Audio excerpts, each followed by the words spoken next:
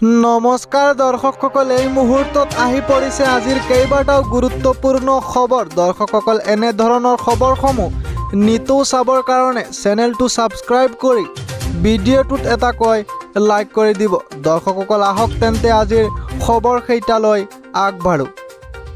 দৰ্শকসকল, আজিৰ প্ৰথমটো খবৰ হৈছে এটা ডাঙৰ খবৰ। যিকোনো সময়তে পাৰমাণৱিক আক্ৰমণ কৰিব পাৰে পুটিনে। বিশ্ববাসীক সতৰ্কবাণী দিলে জেলেনস্কিয়ে। বিশ্ববাসীক পুটিনৰ পাৰমাণৱিক আক্ৰমণ প্ৰতিৰোধৰ বাবে আহ্বান জনাইছে জেলেনস্কিয়ে।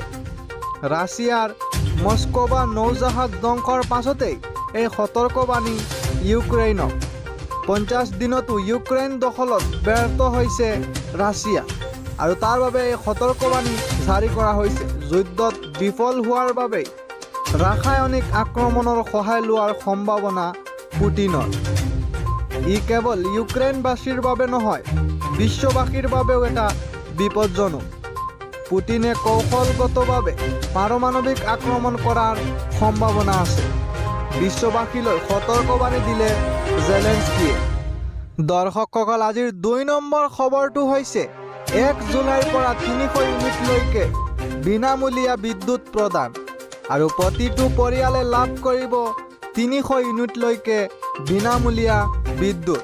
প্ৰায় 62 লাখ লোক অন্তৰ্ভুক্ত হৈছে এই আঁচনিত, আৰু ৰাইজক সহায় দিবলৈ এই বৃহৎ ঘোষণা। পঞ্জাৱ চৰকাৰৰ এই বৃহৎ উপহাৰ আনুষ্ঠানিকভাৱে ঘোষণা পঞ্জাৱৰ মুখ্যমন্ত্ৰী ভগৱন্ত মানৰ। আম আদমি পাৰ্টিৰ নিৰ্বাচনী প্ৰতিশ্ৰুতি পূৰণ কৰিবলৈ লৈছে। পঞ্জাৱত আম আদমি পাৰ্টিয়ে চৰকাৰ গঠন কৰাৰ পাছতে কেইবাটাও নতুন ঘোষণা কৰিছে। ইতিমধ্যে 200 ইউনিটলৈকে বিনামূলীয়া বিদ্যুৎ প্ৰদান কৰিছে ৰাইজক। দৰ্শকসকল, আজিৰ 3 নম্বৰ খবৰটো হৈছে এটা ডাঙৰ খবৰ। অনাগত 2 দিনত ৰাজ্যত হ'ব প্ৰবল বৃষ্টিপাত, আৰু 17 এপ্ৰিলত প্ৰবল বৃষ্টিপাতৰ সতৰ্কবাণী।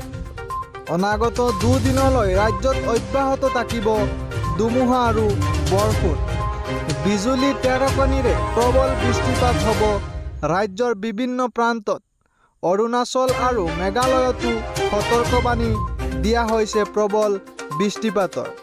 অৰেঞ্জ এলাৰ্ট জাৰি কৰা হৈছে 3খন ৰাজ্যত। দৰ্শকসকল, আজিৰ 4 নম্বৰ খবৰটো হৈছে 7 লাখ লোকৰ ভূমি সমস্যাৰ সমাধান দিব চৰকাৰে। 8.13 লাখ আবেদনকাৰীৰ ভিতৰত 7 লাখ আবেদন নিষ্পত্তি। শীঘ্ৰেই আৰম্ভ হ'ব মিছন বসুন্ধৰা 2.0। মাটি বাৰীৰ সমস্যা সমাধানৰ বাবে পুনৰ কৰিব পাৰিব আবেদন, আৰু আপোনাৰ মাটি বাৰীৰ সমস্যা সমাধান কৰিব চৰকাৰে।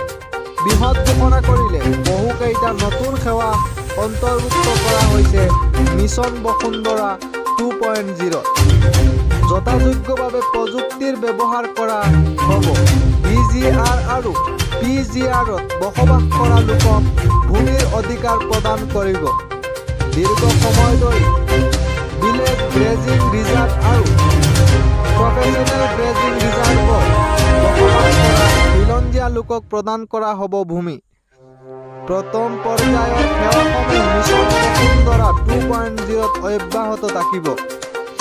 72 কোটি টকাৰ বাজেট নিৰ্ধাৰণ কৰিছে হিমন্ত চৰকাৰে।